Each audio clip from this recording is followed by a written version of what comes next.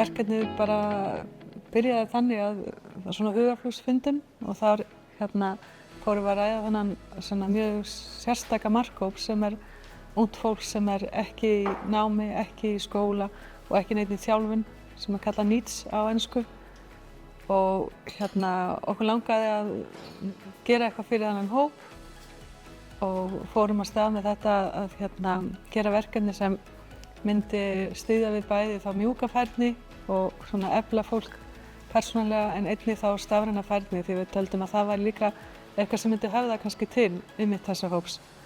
Þessi hópur sem við hugsuðum út í upphafi mjög einangraður eða oft einangraður. Þessi krakkar sem eru heima í tölvunni og kunna mjög mikið og kunna miklu meira heldur en þau vita sjálf. Og við vildum einhvern veginn ná til þeirra til að sýna fram á að þau kunna þetta.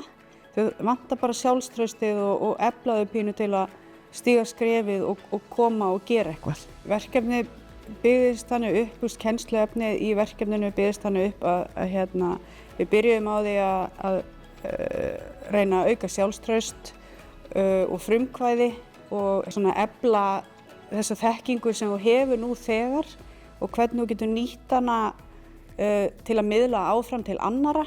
Verkefnið tókst mjög vel nema það náttúrulega mjög erfitt að ná til þessa hóps og við höfum ennþá eftir að finna þennan fullkomnu leið til að gera það.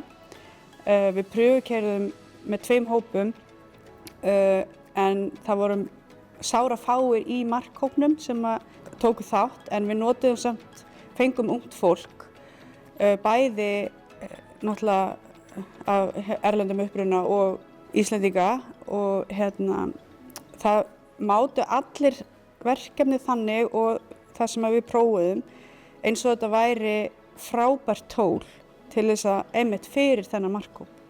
Við gerðum námskrá sem bæði inniheldur hluti sem styðja við þessa mjúku færni og svo líka við stafræna færni til að skoða svona þessar aðstæður og þarfir þessa markhóps.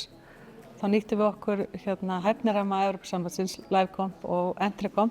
Erasmus Plus verkefnið gefur manni tækifæri til að gera hluti sem annars gæti ekki komið í framkvæmd og það eins og í þessu verkefni að geta unnið fyrir þennan markhóp. Það mjög gott eins og í þessu tilfelli að hafa gert fjölding kennsluefni sem hægt að nýta þá fyrir ólíka hópa í þessum löndum. Þetta samstarf við ólíkar stofnanir í Evrópu hefur gefið okkur mikið og styrkt okkur í okkar starfi. Á heimasíðunni projectspecial.eu þar fræðsluefni sem allir geta nýtt sér. Þú getur hlaðið niður og breytt því eftir hvað hendar þeim hópi sem þú ert að kenna. Þetta getur bæði verið fyrir framhaldsskóla og fyrir fullorðinsfræðslu og þarna til dæmis efni róskuhugafar sem ég get mælt með. Það efni fyrir FabLab sem við höfum nýtt okkur Húsavík sem fyrir svona fyrstu skrefin í FabLab.